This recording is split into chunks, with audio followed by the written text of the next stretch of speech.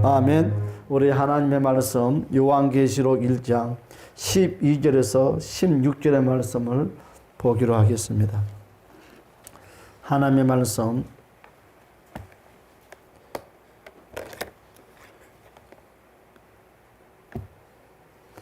요한계시록 1장 12절에서 16절의 말씀. 자, 오늘 말씀의 제목은 인자 같은이라는 제목을 가지고 함께 은혜를 나누겠습니다.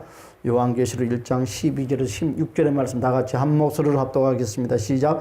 몸을 돌이켜 나에게 말한 음성을 알아보려고 돌이킬 때에 7 금촛대를 보았는데 촛대 사이에 인자 같은 이가 발에 끌리는 옷을 입고 가슴에 금띠를 띠고 그의 머리와 털이 희기가 흰 양털 같고 눈 같으며 그의 눈은 불꽃 같고 그의 발은 풀무불에 단련한 빛난 주석 같고 그의 음성은 많은 물소리, 맑은 물소리와 같으며 그의 오른손에 7 별이 있고 그의 입에서 좌우에 날선 검이 나오고 그 얼굴은 해가 힘있게 비치는 것 같더라.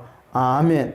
자, 오늘 우리 요한계시록 1장 12절에서 16절의 말씀을 중심을 가지고 이제 요한이 계시를 받고 있는 장면인데 아주 특이한 것 하나가 바로 관점으로 우리에게 나타나고 있는데 13절의 말씀에 보니까 뭐라고 그랬어요? 촛대 사이에 인자 같은 이가 란 말씀을 하고 있어요. 그렇죠? 자, 지금 사도 요한이 지금 어느 때에 지금 계시가 열렸다고 그랬어요? 주님의 날, 주일날에 열렸다고 그랬습니다. 주일날. 주의 날에 성령의 감동을 받아서 하나님의 계시를 바로 기록하기 시작을 하고 있다는 것입니다. 이 계시를 시작하는 과정 속에 성령께서 큰 음성을 통해서 요한에게 지금 말씀하신다는 겁니다. 그래서 요한은 그의 말씀하신 분이 도대체 누구인가 너무너무 궁금할 수밖에 없었어요. 그래서 12절에서 뭐라고 말씀하고 있어요? 몸을 돌이켜서 그랬어요. 몸을 돌이켰다고 표현을 하고 있습니다. 여러분, 납작 엎드리는 상태에서 바로 성령의 조명, 음성을 받고 있는데 어디선가 음성이 들리는 거예요. 그 음성.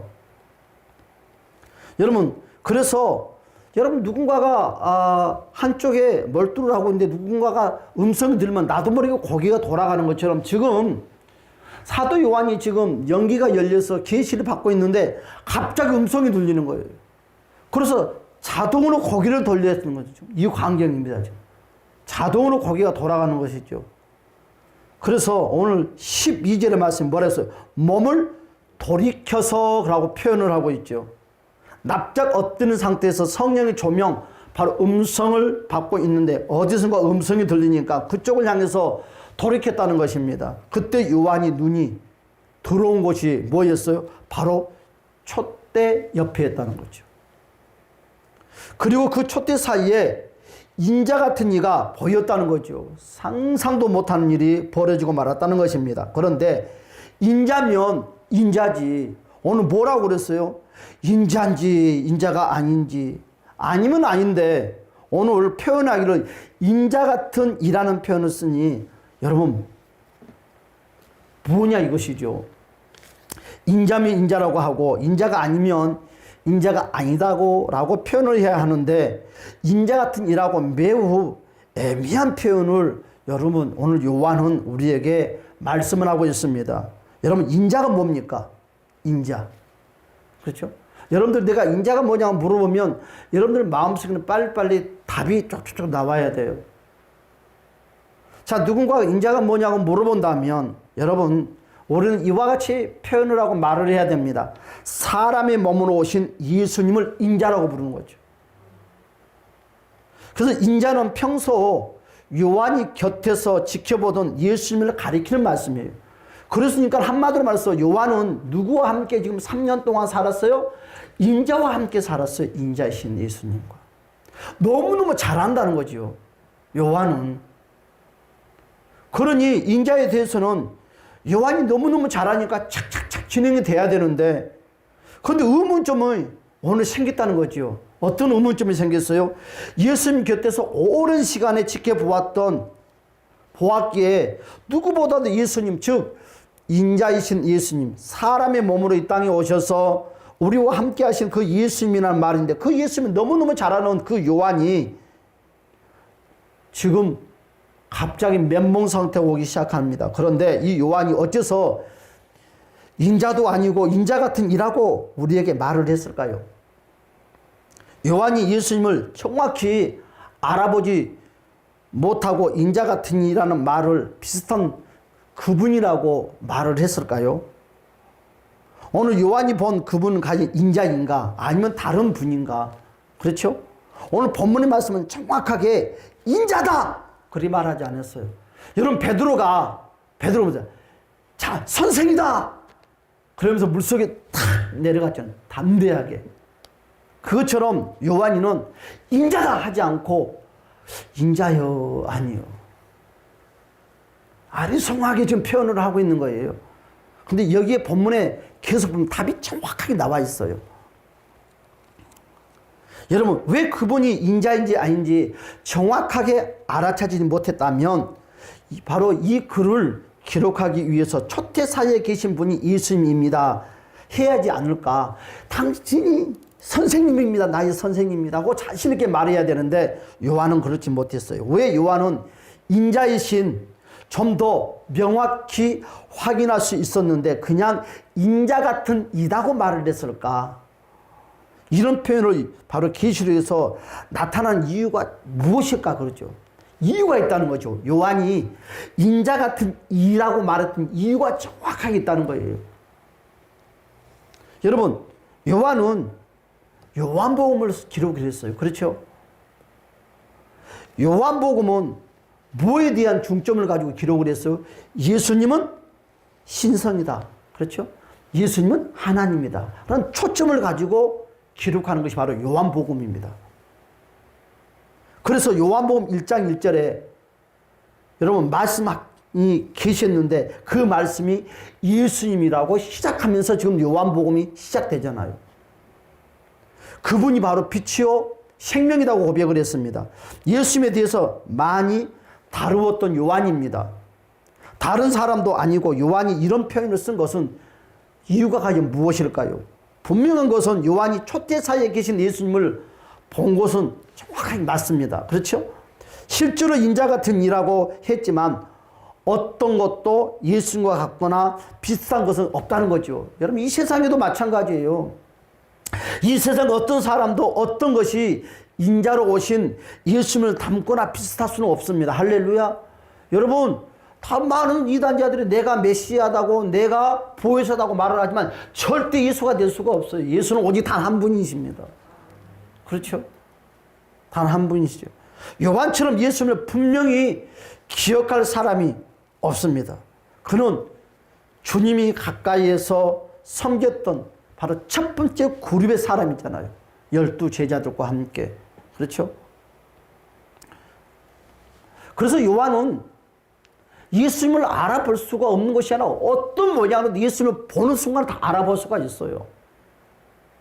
그래서 예수님이 초대사에 있는 것을 인자 같은 이라고 표현한 것은 정확하게 요한이가 우리에게 하고자 하는 이유가 있다는 거죠. 요한은 초대사에 계신 그 예수님을 보았는데 그 예수님이 부활을 하시고 영광에 계신 예수님이 있었다는 거죠.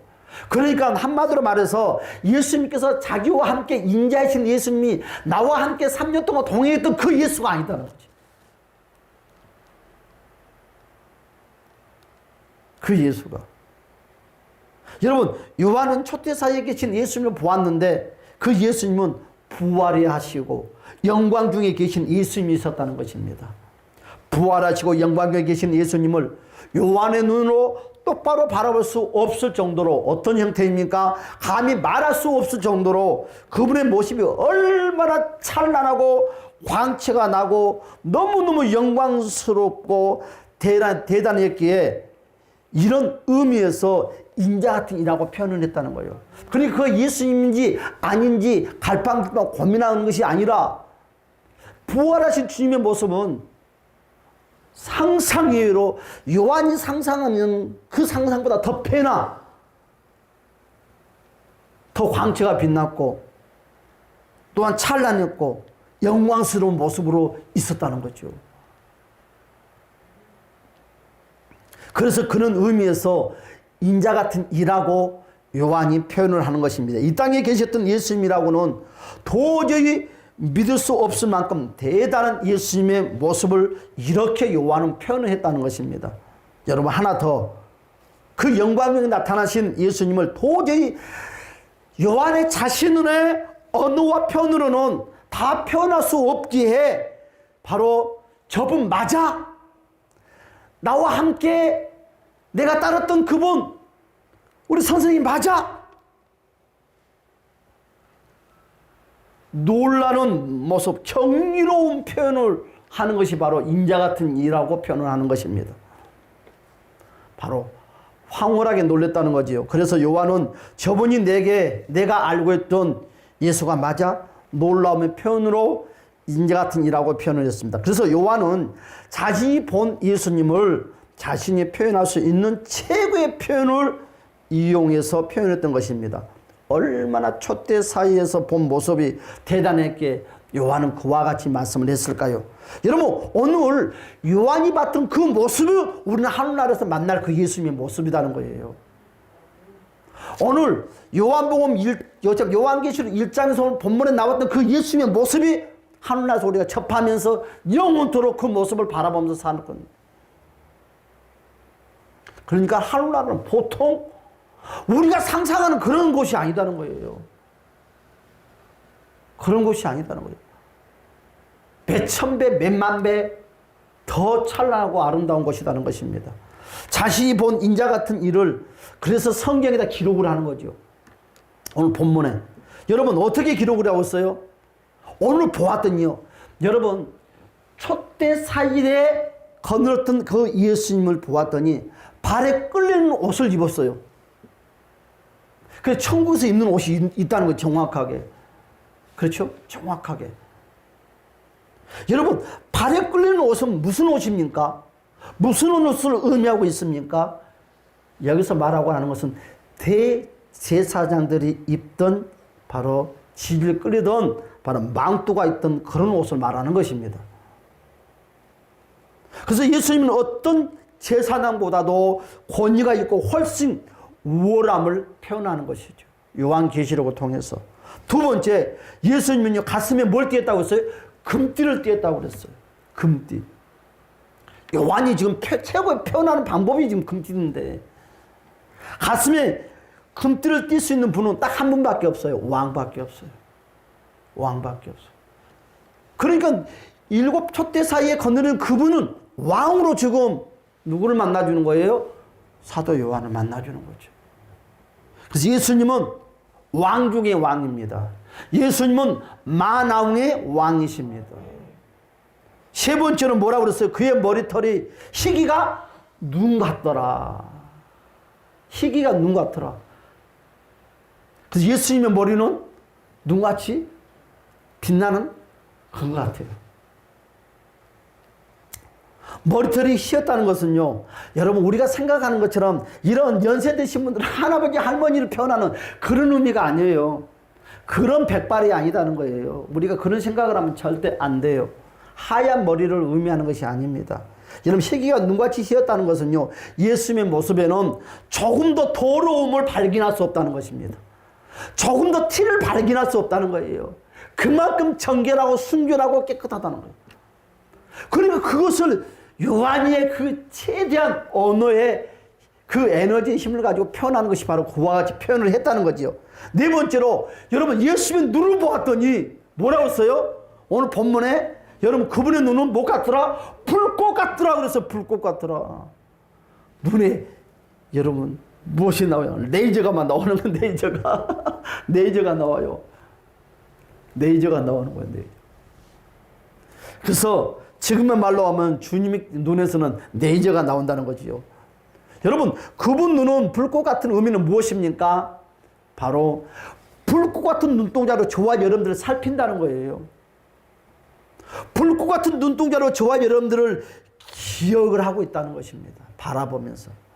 그 주님의 불꽃 같은 눈동자는 그 깊은 바다 물속에 있는 연하의 뱃속에 들어있는 여러분 물고기 뱃속에 들었는데 그 연합까지도 깨뜨려 본다는 거예요.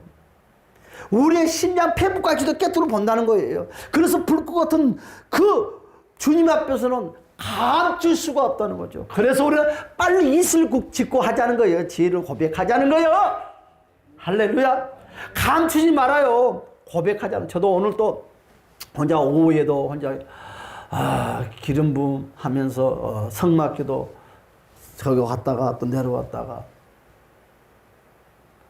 혼자 성막기도 한 5번 한 것 같아요. 계속 또 설교 준비하면서 여러분들이 호응도가 좋으니까 성밖에도 할 맛이 나더라고요. 저는 호응도가 없을 때는 혼자 하려고 하니까 영 써먹으면 재미가 없었는데 정말 여러분 그렇습니다. 주님은 2가지를 기억하고 있어요. 우리 꼭 기억해야 돼요. 여러분 우리 주님은 저와 여러분들의 좋은 행위를 기억하고 있는 거예요. 좋은 행위. 왜 여러분 좋은 행위를 기억할까요? 축복 주려고. 축복 주려고. 또 하나를 기억하고 있어. 저와 여러분 나쁜 습관들을 기억하고 있어요. 왜요? 진노하려고. 있으면 정확합니다. 그래서 주님 앞에서는 감출 수가 없다. 감출 수가 없다. 여러분 그렇습니다. 오늘 5번째로 뭐라 했어요? 주님의 음성을 들었는데 그 예수님의 음성은 맑은 물소리와 같더라. 얼마 청하고. 그러니까 한마디로 말하면 예수님의 그 음성을 들으면 저걸 다 녹아버려. 다 녹아버려. 주님의 음성을 듣는 사람의 생각, 감정을 여러분 이끌고 계시다는 것이지요. 여러분 우리가 맑은 물소리를 들으면 그 사람의 심령이 어떻습니까? 편안해지잖아요. 그래서 정말 힘들고 어려울 때는 바닷가로 가면 안 돼. 바닷가로 가면 어떤 생각이 드냐면 따라서 합시다. 죽고 싶다. 그 죽고 싶은 심령들. 그래서 여러분 힘들고 어려울 때는 항상 산으로 가야 돼. 계곡 있는 곳으로 가는 거예요. 그래서 시냇물 소리를 들을 때 마음이 정화가 되는 거죠. 그렇죠? 여러분 바닷가에 사는 사람보다 산 계곡에 사는 사람들의 마음이 온화해요. 바다에 사는 사람들은 억세다고 그러잖아요. 바닷가에 사는 사람들은 다 억세, 심령이 포악해. 근데 계곡에 사는 사람들은 안 그래요. 그리고 장수해요. 여러분 성우들 라디오에 나오는 사람들 아무도 얼굴도 못 보는데 목소리 듣고 울고 불고 웃고 다 난리 나잖아요. 그렇잖아요. 근데 실제 성우들 얼굴 보면 죄송합니다. 밥맛 떨어질 때도 있지. 이쁜 얼굴도 아니야. 근데 그 목소리가 그리 곱잖아요. 그와 같아요. 그와 같아. 그와 같아. 여러분 옛날에 그 성우들 그 라디오 그거 들으려고 얼마나 발버둥 쳤습니까? 그래서 그분의 말씀은 바로 우리를 사로잡습니다. 할렐루야. 그래서 그분의 음성은 모든 사람의 마음과 생각과 행동을 사로잡습니다. 할렐루야. 그런데 귀신의 음성은 어때요? 귀신의 음성은 마음이 답답해요. 마음이 무거워요. 괜히 짜증나고 분내요. 그렇죠? 그런데 주님의 목소리는요 맑은 물소리와 같더라. 할렐루야. 그래서 우리 16절의 말씀 다 같이 한번 읽어볼 거예요. 16절의 말씀, 본문의 말씀 시작. 자, 그런데 이제 예수님을 조곤조곤 사도 요한이 소개를 하는데 갑자기 방향을 확 틀어서 말씀을 하는 거예요. 그분의 오른손을 보았더니 뭐였더라? 7별이 있더라. 여러분 앞부분에 촛대가 나왔잖아요. 여러분 정확하게 말하면 촛대가 아니라 7등대를 말하는 거죠. 7등대. 여러분 그래서 촛대 7개가 가진 등대입니다. 여러분 이것이 바로 출애굽기 25장 31절에서 40절의 내용 아닙니까? 그렇죠? 그래서 요한은 7개의 촛대가 나란히 있는 것을 본 것이 아니에요. 요한은 뭘 봤어요? 촛대의 빈틈 사이에 누가 있는 거예요? 주님의 모습을 비추는 모습을 보았다는 거죠. 여러분 여러분 그러면 이 7 촛대는 여러분 무엇을 의미하죠? 7교회를 의미합니다. 7교회를. 여러분 그러면 오른손에 주님께서 들고 있는 7표는 뭘 의미하죠? 7교회의 사자들을 의미합니다. 여러분 많은 사람들은 사자 그러면 무조건 목사님만 생각하더라고. 그렇지 않아요. 여러분 여기서 말하고 있는 사자는 어떤 의미를 갖고 있습니까? 목사님일 수도 있지만 여러분 그 표현보다도 더 정확한 것은 리더자들. 그렇죠? 공동체 리더자들을 말하는 거예요. 지도자들. 그렇죠? 딱 집어서 목사님이라는 것보다는 여러분 공동체 안에서 리더하는 리더자를 말합니다. 그래서 예수님은 지금 이 7교회 사이에서 7교회 지도자들을 붙들고 계신 모습을 지금 요한은 발견한 거예요. 자, 20절의 말씀 봅시다. 20절의 말씀. 다 같이 시작. 내가 본 것은 내 오른손에 7별의 비밀과 또 7큰 촛대라. 7별은 7교회 사자, 7촛대는 7교회니라. 그렇죠? 그래서 자 그런데 16절의 말씀 다시 우리 16절의 말씀 볼까요? 자 16절의 말씀 시작. 그의 손에 7별이 있고 그의 입에서 좌우에 날선 검이 나온다. 그렇죠. 주님이 7교회 사이에서 7 지도자들을 붙들고 있는데 주님의 입에서는 무엇이 나오더라? 날선 검이 나오고 있다는 거예요. 여러분 이 말은 무슨 의미를 가지고 있습니까? 주님은 교회를 통해서 말씀하신다는 거예요. 정확해요. 여러분 주님은 뭘 통해서 우리는 좀 공부 좀 했다고 좀 안다고 늘 밥 먹듯이 자랑하는 것이 있어요. 무형교회. 교회는 건물이 아니다고. 여러분 초대교회 때 무형교회 따지고 유형교회 따졌습니까? 그렇지 않아요. 여러분 주님은 교회를 통해서 말씀하신다는 것을 우리는 먼저 기억을 해야 됩니다. 코로나가 왜 무서웠어요? 예배당에 못 가니까 무서웠잖아요. 그렇잖아요. 예배당에 못 갔더니 어떤 일이 생겼어요?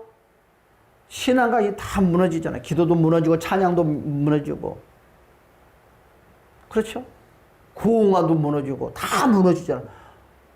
우리가 그리 우습게 생각했던 그 유형교회다는 이와 같은 것들이 아무것도 아니다고 생각했던 것들이 무너지니까 다 무너지는 거예요. 그래서 교회는 참 소중합니다. 주님은 교회 지도자를 통해서 말씀하신다는 것을 우리는 꼭 기억을 해야 됩니다. 그래서 주님이 교회와 지도자를 통해서 말씀을 하시는데 그 말씀이 뭐라고요? 날선 검 같다고 말씀을 하고 있어요. 여러분 날선 검이다니까 뭐 어디가 생각납니까? 히브리서 4장 12절의 말씀이 생각나잖아요. 그렇죠? 하나님 말씀은 살아있고 좌우에 날선 검이라고 그랬어요. 그렇죠? 이 검은요 2가지 역할을 하고 있어요. 어떤 역할을 하고 있어요? 첫 번째는 수술의 작용을 합니다. 수술.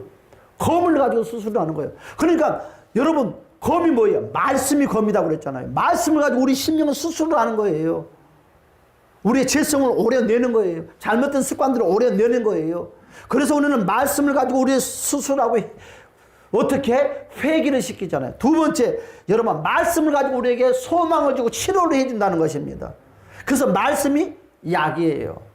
그래서 말씀이 회복입니다. 할렐루야. 이 모든 것은요 정확한 거 하나 알아야 될 것이 뭐냐면 오늘 요한계시록 본문을 통해서 하고자 하는 말이 무엇이냐? 교회 지도자를 통해서 하신다는 거예요. 이와 같은 수술도 치료도. 여러분 교회를 통해서 회복을 시키고 회개를 시킨다는 것입니다. 정확한 목적이 오늘 여기서 있죠. 그래서 우리 입에서 나오는 성령의 검이 바로 성도들을 수술도 하고 성도들을 회복도 시키는 작용을 하기에 우리가 제대로 하지 않으면 어떤 일이 생깁니까? 바로 죽일 수도 있다는 거예요. 얼마나 우리가 중요한지 몰라요. 두 번째로 그의 얼굴은 뭐 어떻게 됐다? 해와 같이 빛났다고 그랬어요. 예수님의 얼굴은 해와 같이 빛났다고 말씀을 하고 있어요. 여러분 해같이 이런 무슨 은혜, 돌보심, 주님이 일으키심. 그렇죠? 그래서 우리가 주님의 얼굴을 볼 때 일어날 수 있는 소망이 생겨요. 우리가 주님의 얼굴을 뵐 때 회복할 수 있는 용기가 생기는 것입니다. 할렐루야. 그래서 이런 기적과 은혜들이 바로 교회를 통해서 역사하신다는 거죠. 오늘 하고자 하는 말이 바로 이거죠. 우리 주님께서 그러므로 요한은 몸을 돌이켜 보았을 때 그랬어요. 음성이 들리니까 몸을 돌이켜 보았을 때 나와 관계가 없는 분인 줄 알았어요. 나와 상관이 없는 분인 줄 알았어요, 요한은. 그런데 지금 그분이 우리 성도들 사이에서 일하고 계심을 바로 교회를 통해서 이루어해주고, 교회를 통해서 소망을 주고, 교회를 통해서 주님과의 교통함을 이루게 해준다는 거죠. 교회는 참 소중해요. 그러면 우리도 일어나야 하는데 주님이 어디서 우리와 관계를 맺느냐 이거죠. 어디서 나와 관계를 맺냐 이거죠. 관계를 맺냐 이거죠. 지금도 주님께서는 역사하신 장소가 있어요. 역사하는 장소가 어디입니까? 바로 성도 중에서 주님의 은혜 주시는 특별한 장소가 있다라고 생각하는 사람들이 많이 있어요. 특별한 장소에 가야지만 예수를 만난다고 생각하는 사람들이 있어요. 제가 방금 특별한 장소다고 그랬죠. 여러분, 구약 시대는 정말 하나님이 은혜 주시는 특별한 장소들이 있었어요. 그렇죠? 어떤 곳이에요? 여러분, 부엘세바, 또한 여러분 베델, 분이엘 같은 데서 특별한 장소가 있었어요. 그런 곳에서 하나님이 만나 주었습니다. 그런데 지금 이 시대에는 여러분 특별한 장소가 아니에요. 특별한 장소가 아니라 특별한 장소는 예배당입니다. 예배당이 특별한 장소예요. 지금 하나님이 나와 관계 맺는 특별한 장소가 있다고 여러분 믿고 찾는 자가 있다면 그 사람은 지금 잘못된 신앙생활을 하고 있는 거예요. 은혜 받는 명랑자리가 있다고 말을 하면 잘못된 사고력을 가지고 있다는 것입니다.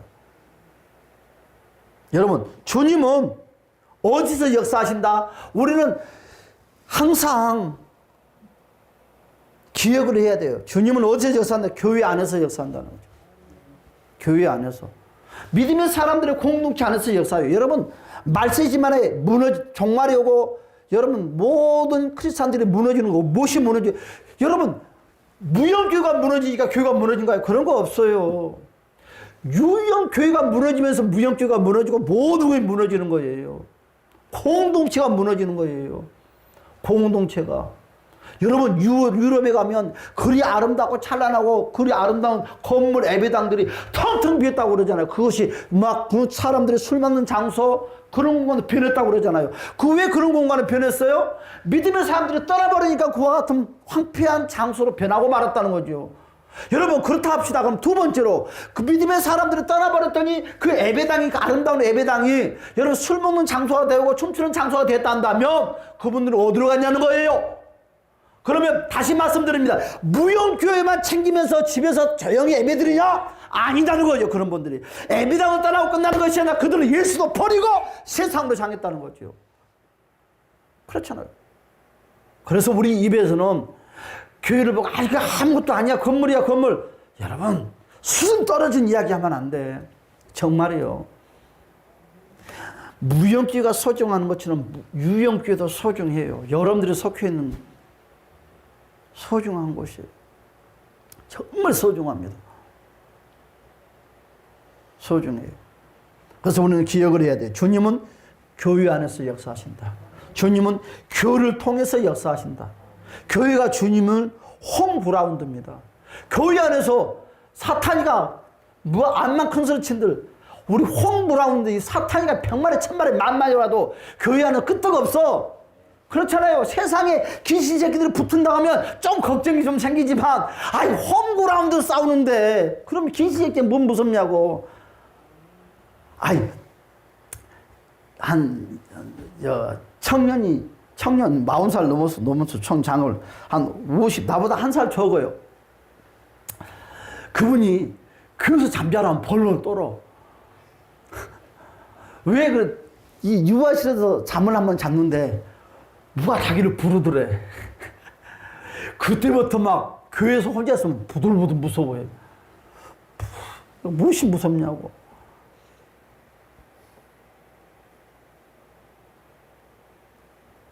나도 이곳에서 기도하면서 딱 2번 들었어요. 진짜로 목사님 부르더라고요. 기도를 한참 하는데 목사님 부르는 거예요. 내가 이렇게 말했어요. 네. 일어났어요, 진짜로. 그리고 나갔어요. 아무도 없는 거예요. 그냥 왔나 보다. 뭐 천사가 왔든지 뭐 귀신이 왔든지. 또 여기서 기도를 하고 있는데 한참 있는데 여자 소리가 부르는 거예요. 처음에는 남자 목소리였거든. 정확하게 목사님 문 좀 열어주세요 그러는 거예요. 누구세요? 또 뛰어나갔어요. 아무도 없더라고. 에이 싱겁다 그랬어요. 난 빨리 오지. 싱겁게 그러냐고. 그 다음부터는 이제 그런 것이 없어지더라고. 그렇죠? 홈그라운드잖아요. 무엇이 무서워. 홈그라운드인데. 교회는 예수님이 홈그라운드예요. 홈그라운드. 주님은 교회로 떠나서는 어떤 일도 하지 않아요. 여러분, 교회가 무너지면 큰일 납니다. 교회를 가볍게 생각하는 시대입니다. 이 시대가. 그렇죠? 또 그렇게 가르쳐요. 하나님의 사닥다리. 여러분, 하나님을 만나는 장소가 어디냐 이거죠. 그렇죠? 교회가 아니었습니까? 여러분, 베들레헴 하나님의 사닥다리가 오르락 내려가는데 왜 성전 지었잖아요. 거기가 여러분 그러면 우리는 마냥 다른 말을 하면 되겠습니까? 여러분, 교회와 멀어지는 것은요. 내가 다니는 교회와 멀어지는 것은 예수님과 멀어지는 것과 똑같아요. 여러분 경험 안 해봤습니까? 교회와 멀어지면, 목회자와 멀어지면 교회와 멀어집니다. 교회와 멀어지면 예수님과 멀어지는 거예요. 하늘이 두 쪽 나도 멀어지면 안 돼요. 교회를 떠나는 철새들 얼마나 많아요. 봄 철새, 여름 철새, 가을 철새, 겨울 철새. 철새가 되면 절대 안 됩니다. 그런데 여러분 귀신 새끼들은 꼭 철새가 돼서 유혹해. 떠날 때가 됐다 이제는. 그렇죠? 그 세상 사람들이 하는 말이 뭐라 그래? 역마살이 끼었대요. 역마살이 껴서 꼭 떠난다 하잖아요. 여러분, 교회로 떠난 철새들, 교회 주변에서 빙빙 도는 가난한 성도, 여러분 가난한 성도들은 여러분 뭐 어떤 거예요? 이들은 예수님의 관심 밖에 있는 자들입니다. 그렇죠? 여러분 예수님은요 교회를 통해서 말씀하는 거예요. 교회를 통해서. 오늘 본문의 말씀에 여러분 주님의 말씀은요 우리의 문제를 해결하시는 말씀, 우리를 치료하시고 우리를 회복하시는 말씀이에요. 그래서 여러분 말세지말, 말세 그래. 말세란 말이 여러분 어떻게 생각하세요? 말세. 여러분 말세 그러면 무엇이 끝나는 것이 말세가 아니에요. 여러분 말세. 말세란 것은 바로 타락의 형상을 말하는 것입니다. 내가 지금 타락해가면 나는 말세가 왔다는 거죠. 내가 신앙이 타락하면 나에게 말세가 왔다는 거죠. 그러면 무엇이 무너져요? 교회가 무너지는 거죠. 무슨 교회? 유용교회가 무너지는 거예요. 두 번째, 무용교회가 무너지는 거죠. 여러분, 유용교회가 먼저 무너져요? 무용교회가 무너져요? 유용교회가 먼저 무너집니다. 그리고 무용교회가 무너져요. 지릴 수 있는 지렛대가 없어요. 여러분, 무용교회는 유용교회를 지대는 지렛대 역할입니다. 그렇잖아요. 예수를 믿어도 힘들잖아요. 애로울 때 있잖아요. 그러면 우리 믿음의 공동체에 보면 다독 안아주고 오늘 집사님하고 정기공무사를 했어요. 키가 작으니까 여러분 17년 못 내려오고 있어. 5시부터 일을 했거든요. 근데 키 큰 사람이 오니까 더우니까 또 해. 서로 협력이잖아, 협력. 그렇죠? 나는 그랬어. 집사님은 머리로 일하고 나는 몸으로 일하고. 나는 이걸 할 줄 모르니까. 그렇죠? 다 협력하는 거예요, 협력. 크고 작은 것들을 협력할 때 기적이 일어나는 것입니다. 할렐루야. 근데요, 정말 기도하고 믿음 안에 살면 하나님이 지혜를 주는 것 같아요. 나는 처음에 이 동그란 것만 막 필에 꽂혀가지고 있었거든요. 근데 와서 바라보면서 어떻게 하지? 곰곰이 생각하니 이걸 앞으로도 당기면 되겠다는 마음이 오더라고요. 그래서 계산을 했죠. 이걸 앞으로 당기고 그러면 되겠다. 그렇죠? 여러분, 한 몇 년 전인가요? 한 몇 년 전인가? 한 5년 전인가, 5년쯤 됐나요? 그때, 여러분, 제가, 우연치 않게 통합교단에서, 통계학을 뽑는 걸 봤어요. 여러분, 한 해, 통합교단이라고 그랬어요. 다른 모든 교단이 아니고, 통합교단, 통계를 뽑는 걸 내가 직접 봤어요. 봤는데, 한 해에 1,500교회가 무너진대요, 그때. 그러니까 그때 한 4년쯤, 4, 5년쯤 된 것 같은데. 한 해에 1,500개가 통합직 교단에서만, 통합직 교단에서 통계를 뽑았는데, 하루에 통합직에 속해 있는 교회들이 무조건 3개에서 4개, 5개는 무조건 문을 닫는데요. 그러면 장로교단, 합동, 다른 다 따지면 하루에 교회 문 몇 개 닫는 거지. 교회 문들이. 성도들이 교회 중심으로 살지 않기 때문에 교회가 문을 닫는 거죠. 그렇죠? 문을 닫는 이유는 딱 그거예요. 교회 중심적인 신앙생활을 하지 아니하고 개개인적, 여러분 요즘 다 풀풀이 가정이잖아요. 그렇죠? 혼자 사는 시대잖아요. 그런데 이것이 어디에 영향을 미쳐요? 교회에게도 영향을 미치는 거예요.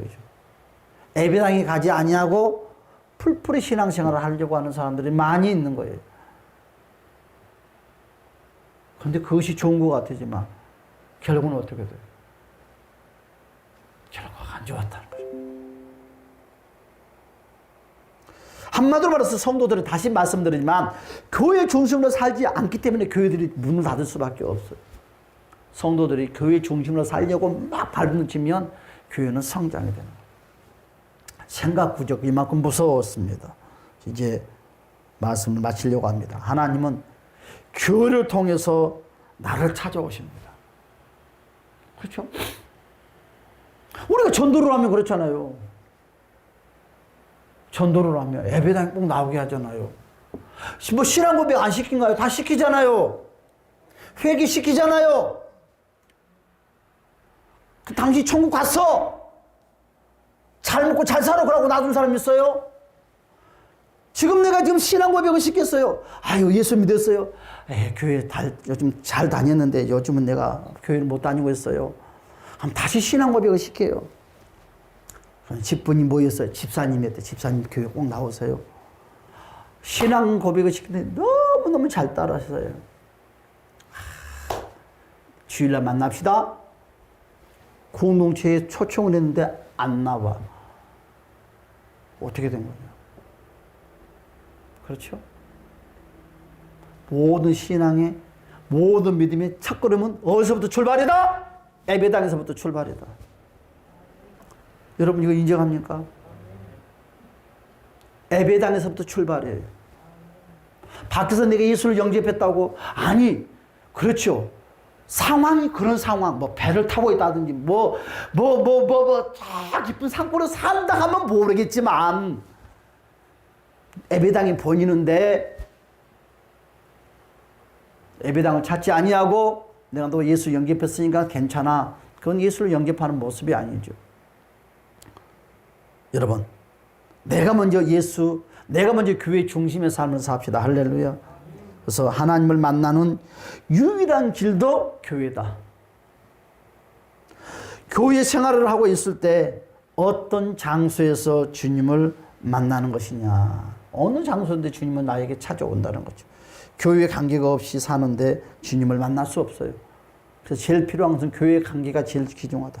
그래서 여러분, 하나님 중심, 성경 중심, 교회 중심이라는 말을 참 많이 우리는 합니다.